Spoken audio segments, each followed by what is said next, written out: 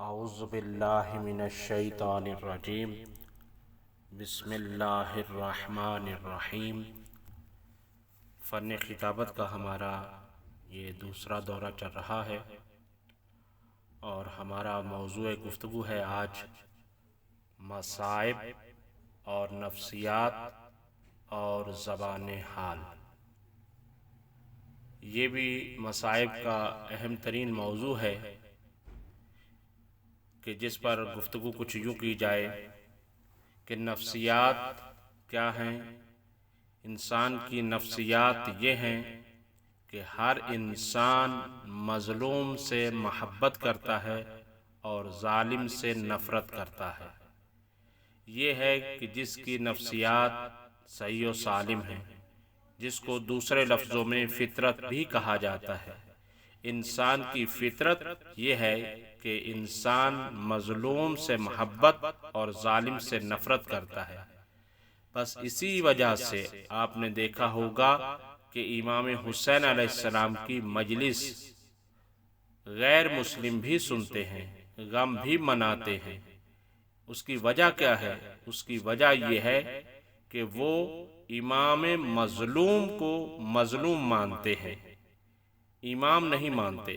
اگر وہ امام مان لیں تو مسلمان ہو جائیں، مومن ہو جائیں، لیکن کیونکہ امام نہیں مانتے، فقط اور فقط مظلوم مانتے ہیں، تو مظلوم ماننے کی وجہ سے ان کی آنکھوں سے اشک بھی رواں ہوتے ہیں، وہ غم بھی مناتے ہیں۔ تو یہ ہے کہ انسان کی نفسیات میں ہے کہ وہ مظلوم سے محبت کرتا ہے اور ظالم سے نفرت کرتا ہے۔ بس اسی طرح سے انسان کو چاہیے کہ جب مصائب کو بیان کرے تو انسانی نفسیات کو مد نظر رکھ کے گفتگو کرے۔ انسان کی نفسیات کے لیے کچھ چیزیں ضروری ہوتی ہیں، وہ یہ ہے کہ کچھ الفاظ ہوتے ہیں جس کا نفسیاتی اثر ہوتا ہے، کچھ جملات ہوتے ہیں جن کا نفسیاتی اثر ہوتا ہے۔ لہٰذا ایسے الفاظ کا، جبکہ مترادف الفاظ اور بھی ہوتے ہیں، معنی ہوتے ہیں، لیکن وہاں پر چناؤ جب کیا جائے تو نفسیاتی جملات اور الفاظ کا چناؤ کیا جائے۔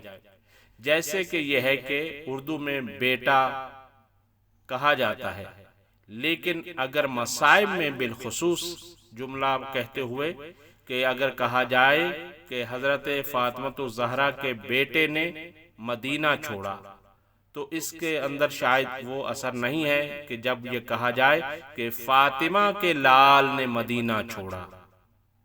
تو یہ ہے کہ یہ لفظ اس طرح کے استعمال کیے جائیں جس کا ایک نفسیاتی اثر ہو۔ اسی طرح سے یہ ہے کہ جیسے گال یعنی رخسار، تو یہ رخسار کا ایک لفظ استعمال ہوتا ہے، جیسے حضرت علی اکبر کے رخسار پر امام حسین علیہ السلام نے اپنے رخساروں کو رکھ دیا، تو الفاظ چناؤ کیے جائے۔ پھر اسی طرح سے جملات ہیں، ادبی جملات بھی ہوتے ہیں، نفسیاتی جملات بھی ہوتے ہیں، تو وہ جملے استعمال کیے جاتے ہیں جس کا ایک نفسیاتی سا اثر ہو۔ تو خیر یہ تھے نفسیاتی طور پر کہ مصائب کے اندر نفسیات کا ہونا انتہائی ضروری ہے۔ اس کے بعد دوسرا ہمارا آج کا موضوع ہے زبان حال۔ زبان حال کیا ہے؟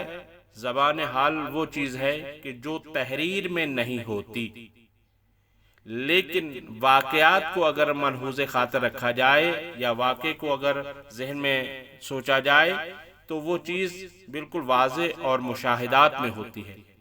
جیسا کہ آپ جانتے ہیں کہ اگر کوئی شخص یا کوئی بیٹا، کوئی بچہ، بھائی اگر سفر پر جانے لگتا ہے تو ماں، بہن یا عزیز و اقارب اس کو اپنے گھر کے دروازے تک چھوڑنے کے لیے آتے ہیں یا اس سے باہر جانے تک چھوڑنے کے لیے آتے ہیں۔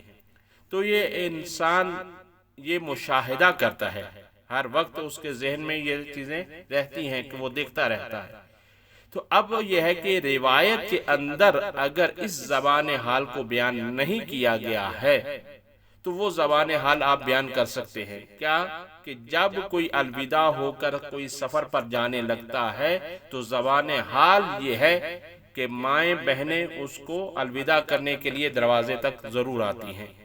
اب اسی طرح سے جب اگر کسی کو یہ معلوم ہو کہ میرا بچہ یا میرا بھائی جہاد پر جا رہا ہے تو اس کا عالم کیا ہوگا، وہ ایسا نہیں کہ وہ جا کر اپنے بیڈ پہ لیٹ جاتی ہے ماں یا بہن، نہیں، اس کے دل کی کیفیت کچھ اور ہو جاتی ہے اور وہ حتماً الوداع آخری پوائنٹ تک آتی ہے کرنے کے لیے۔ اب یہی کیفیت میں ملحوظ خاطر رہے کہ کربلا میں جب کسی کا بھی کوئی جانے کا وقت قریب آتا تو اس کو معلوم ہوتا تھا کہ یہ جو ابھی شہید ہونے کے لیے جا رہے ہیں یہ واپس پلٹ کر نہیں آئیں گے۔ تو یہ ہے زبان حال۔ تو اس زبان حال میں کیا ہے کہ جب حضرت علی اکبر چلے یا شہزادہ قاسم چلے یا حضرت علی اصغر کو لے کر چلے، تو اب اگر تاریخ اس بات سے خاموش ہے کہ ماں کی کیا کیفیت ہے یا بہن کا کیا حال ہے، تو یہاں پر آپ ان کیفیات کو مد نظر رکھ کے اس کو بیان کر سکتے ہیں۔ مثلا یہ ہے کہ ماں در خیمہ سے کھڑی دیکھ رہی تھی۔ اب اگر یہ مقتل میں نہیں بھی ہے تو یہ زبان حال ہے۔ اب یہ ہے کہ آپ زبان حال میں اس چیز کو بیان کر سکتے ہیں اور اس کو جھوٹ نہیں کہا جاتا، اس کو زبان حال کہا جاتا ہے، ٹھیک ہے۔ اور اسی طرح سے بس نوٹ کے طور پر اتنی سی بات ضرور ذہن میں رہے کہ ان چیزوں کو جب بیان کرنا ہے، زبان حال کو بیان کرنا ہے، تو اس چیز کا ضرور خیال رہے کہ کوئی ایسی شے، یہ نوٹ کے طور پر ہے، کوئی ایسی شے بیان نہ کی جائے کہ جو خلاف شریعت ہو یا خلاف عصمت اہل بیت علیہ السلام ہو۔ مثلا یہ ہے کہ یہ بھی ہم زبان حال میں دیکھتے ہیں، مشاہدات میں دیکھتے ہیں کہ جب کسی کے اوپر کوئی حملہ کرتا ہے یا کوئی بھی مصیبت آتی ہے تو ماؤں بہنوں کو اپنا پردہ یاد نہیں رہتا، بھول جاتی ہیں اور روٹی پیٹتی اسی طرح سے اپنے گھر سے بھی حتیٰ کہ باہر نکل آتی ہیں۔ یہ مشاہدات ہے، لیکن اب اسی کیفیت کو آپ اہل بیت کے ساتھ منسلک نہیں کر سکتے، کیونکہ یہ ہے کہ بے پردہ گھر سے نکلنا یہ شریعت کے بھی خلاف ہے اور عصمت اہل بیت کے بھی خلاف ہے۔ لہٰذا یہ ہے کہ یہ زبان حال نہیں ہو سکتا کہ جو خلاف شریعت ہو اور یا خلاف عصمت ہو۔ تو ان چیزوں کو مد نظر رکھتے ہوئے زبان حال کو بیان کرنا ہے۔ بس آپ کی خدمت میں آج کا موضوع کچھ یوں رہا کہ مصائب اور نفسیات اور زبان حال۔ والسلام علیکم ورحمۃ اللہ وبرکاتہ۔